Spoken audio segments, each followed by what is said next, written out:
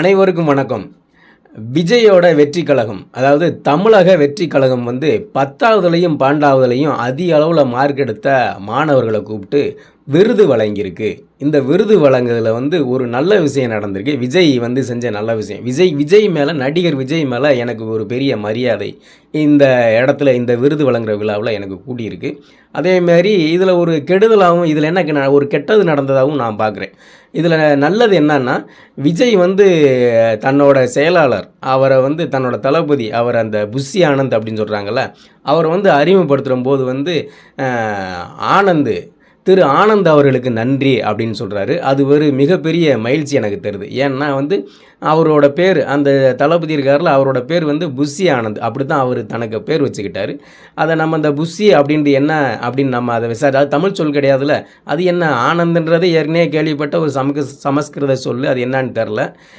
அதை பற்றி பிரச்சனை இல்லை, ஏன்னா அது ஏற்கனவே வழக்கில் இருக்குது. ஆனால் அது என்ன புஷி ஆனந்த் அப்படின்ட்டு நம்ம யோசித்து பார்க்குறம்போது, போய் இணையத்தில் சர்ச் பண்ணுறம்போது அது ஒரு கெட்ட வார்த்தை அப்படின்ட்டு நம்மளுக்கு படுது.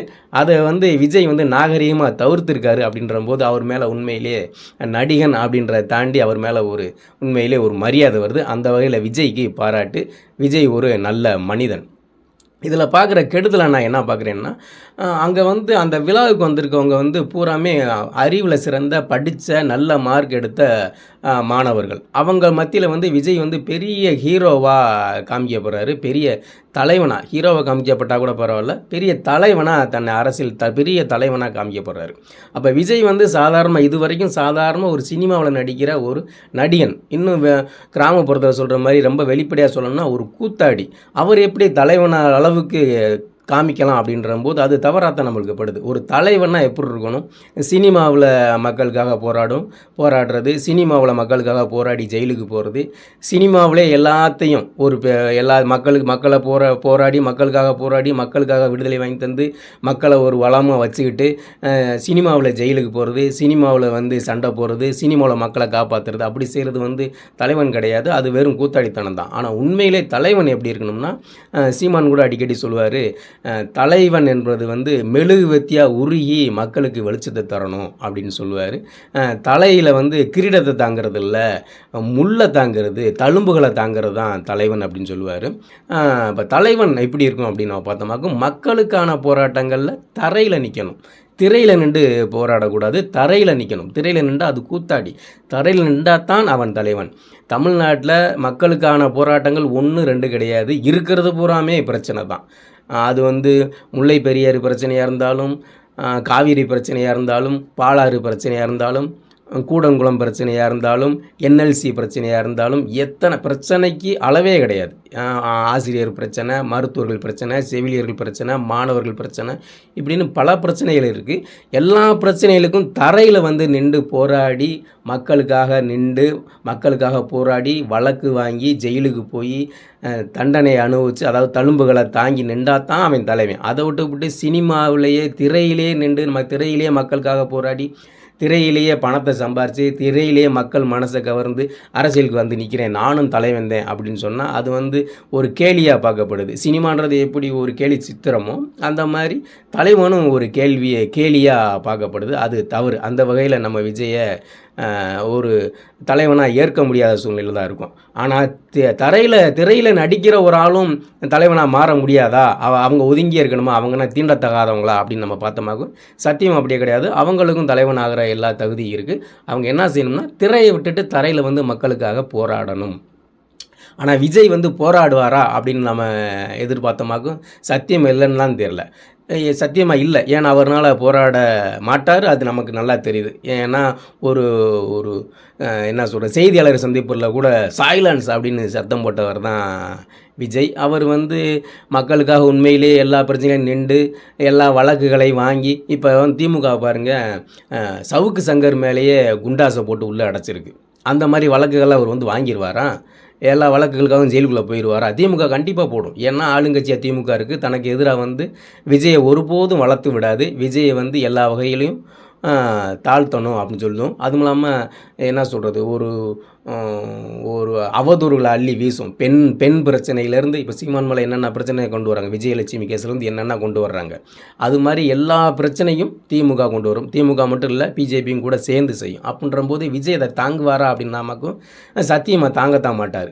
அப்போ விஜய்னால் தலைவனாக மாறவே முடியாதா அப்படின்னா கண்டிப்பாக மாறலாம். அதுக்கு தான் இந்த 2026 தேர்தல் விஜய்க்காகவே. அது நான் விஜயோட சீமான் சேர்ந்துட்டா சீமானுக்கு நல்ல வாய்ப்பு அப்படின்ற மாதிரி எல்லாரும் பேசுகிறாங்க. ஆனால் நான் அதை அப்படி பார்க்கல. விஜயும் சீமானும் கூட்டணி வர்ற 2026 தேர்தலில் விஜயும் சீமானும் கூட்டணி சேர்ந்தால் அதோட முழு பயனும் விஜயை மட்டுமே சேரும். ஏன்னா 2026 ஒருவேளை விஜய், ஏன்னா விஜய் அரசியலுக்கு வந்துட்டார், அரசியல் கட்சி ஆரம்பிச்சிட்டாரு, தமிழக வெற்றி கழகம்னு பேரை வச்சிட்டாரு. அவர் உறுதியாக அரசியல் 2026 அரசியலில் தேர்தலில் நிற்பார். அப்போ அந்த நேரத்தில் விஜய் சீமானோட கூட்டணி சேராமல் தனியாக நின்றாராக்கு என்ன ஆகும்னா, வெல்ல முடியுமா? சத்தியமாக வெல்ல முடியாது. ஏன்னா அது கனவுல கூட நடக்காத காரியம். கண்டிப்பாக சத்தியமாக வெல்லவே முடியாது. ஏன்னா 234 தொகுதியில் 117 தொகுதி விஜயால் வெல்ல முடியுமா அப்படின்னு பார்த்தோமாக்கா அது நம்மளுக்கு கற்பனைக்கே எட்டாத சிந்தனையாக தான் இருக்குது. ஏன்னா எம்ஜிஆர்ன்ற வென்றார். எம்ஜிஆர் கட்சி ஆரம்பித்தார், உடனே வென்றார். திமுகவை கூப்பிலே கொள்ள காலமாக வச்சுருந்தார். இப்போ கீழே விழுந்த திமுக அவர் எம்ஜிஆர் சாகிற வரைக்கும் எந்திரிக்கவே இல்லை. ஏன்னா அது ஒரு காலங்கள், அது ஒரு பேக்காலம் அப்படின்னு சொல்லலாம். மக்கள்லாம் அறியாமையில் இருந்தாங்க. சினிமாவை தவிர்த்து அவங்களுக்கு எதுவுமே தெரியாது. சினிமாவில் இருக்கவன கடவுளாக பார்த்தாங்க. ஆந்திராவிலலாம் என்டி ராமாராவை உண்மையிலே கடவுளாகவே பார்த்தாங்க. ஏன்னா அவர் கடவுள் வேஷங்கள் அதிகமாக போடுவார். அதனால் அப்படி பார்த்தாங்க. அது ஆந்திராவிலே அப்படி இருந்துச்சு, தமிழ்நாட்டிலே அப்படி இருந்துச்சு. எம்ஜிஆர் வெல்ல முடிஞ்சு.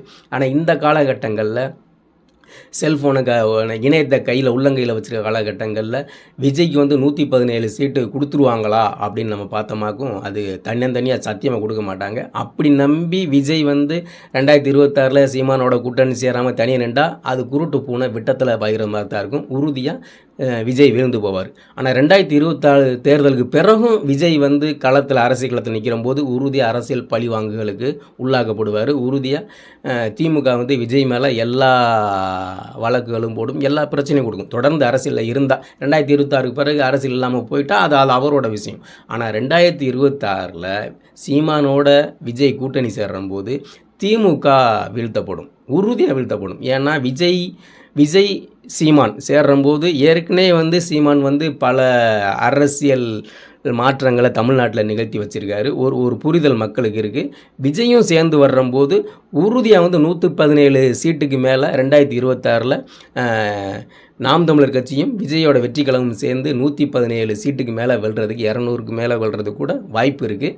அப்படி வெல்றம்போது திமுக தமிழ்நாட்டு அரசியலேருந்து அடித்து துரத்தி ஒதுக்கப்படும் சத்தியம். அதுக்கு பிறகு திமுக அரசியல் களத்துக்கு வர்றதுக்கு வாய்ப்பே கிடையாது. திமுகவோட சேர்ந்து திராவிடமும் இந்த தமிழர் நிலத்தில் குழி தோண்டி புதைக்கப்படும். அதுக்கு நம்ம சிறந்த உதாரணம் சொன்னோமாக்கும் ஜெயலலிதாவும் விஜயகாந்தும் சேர்ந்து கூட்டணி போட்டு அரசியல் தேர்தல் இருந்தாங்க. அந்த காலகட்டங்களில் திமுக டெபாசிட் வாங்காமல் கூட தோற்கடிக்கப்பட்டது.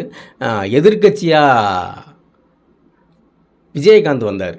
ஆளுங்கட்சியாக ஜெயலலிதா இருந்தாங்க, எதிர்கட்சியாக விஜயகாந்த் இருந்தார். 2 பேரும் கூட்டணி போட்டு தான் தேர்தல் இருந்தாங்க. அந்த ஒரு காலகட்டங்கள் இந்த 2026 வரலாம்.